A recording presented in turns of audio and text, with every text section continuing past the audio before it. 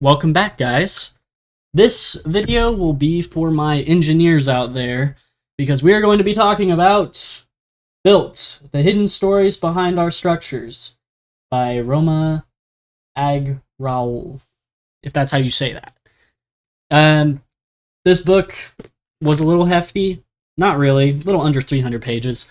I love the look of the book, if that counts for anything. I'm always a fan of like dark blue and hot pink. I don't know if that's gay to say, but I do like the mixture of those colors. But that's not why we're here. I'm here to talk about what's in the book. It's a nonfiction book, obviously. It's by a structural engineer, and she just talks about, forces, fire, clay, rock, earth, hollows, like hollowing out the earth, purity of things, keeping things clean, and bridges. Great book. It really helped me as a mechanical engineer because I've done some research on some books that I should read, having or being a newly graduated mechanical engineer major, and this was one that came up. So, I'll discuss the more in future when I get them read. I'm currently reading Engineering in the Mind's Eye, so that'll probably be the next engineering book I talk about with you guys. But with that being said, Built was pretty good. It had a few things that annoyed me to no end, and that was the author talking about herself.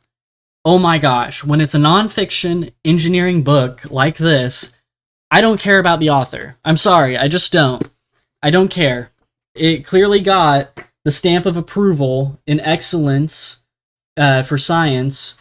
It clearly got that for a reason, right? So I don't need you to tell me your whole life story and how you met your husband, right? I don't need that. I need the information that you are willing to provide for me with this book. Because I'm going to be honest, this book is about 280 pages, and 200 of it is worthwhile nonfiction, factual information. But with all the complaining out of the way, I think a lot of people should read it. I was discussing with my aunt the other day, because I told her about this book I read and how I'm trying to get through a bunch of engineering books for the month of January, because they've been staring at me all throughout 2025, and I haven't read them, and now that I'm graduated, I'm like, you know what, I'll read them. So this is the first one of 3 that I have right now. I'll probably invest in more. If you have a fear of bridges, read this book. It clears up a lot of things. You don't actually, like, with modern bridges, you don't really need to worry. She was scared of suspension bridges. She was like, oh my gosh, suspension bridges, scary. And you find out with this book, those are actually the safest. Those are easily the safest bridges. Because it talks about like brick bridges and how some of them might be crooked if you're in an area like Rome, where the Romans, how they would build their bridges. It's super cool.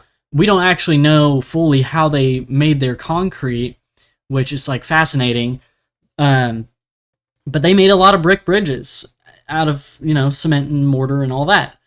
And they knew about keystones and using friction, but sometimes they would slant them for the friction and to account for temperature changes and erosion and all of that. It's amazing.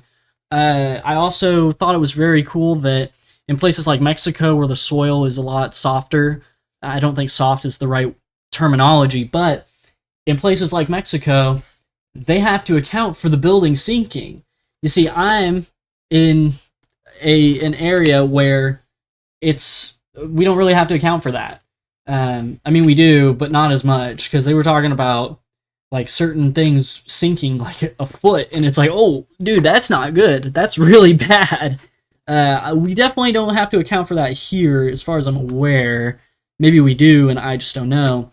I also found it interesting, a fun little fact, like why I-beams are used, and we cover steel in concrete as like a fire hazard safety thing, like to be safe when a fire breaks out, because it brings up 9/11 and how when those buildings caught on fire, they didn't do that, and the steel got excited, the atoms got excited, and they started to bow, and that caused the building to collapse, right?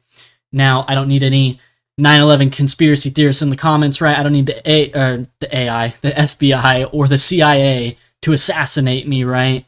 Because I have these kind of people in the comments. But, yeah, it was very informative. It had a few annoying things, but you can kind of figure out when the author's starting to talk about herself and when she's not.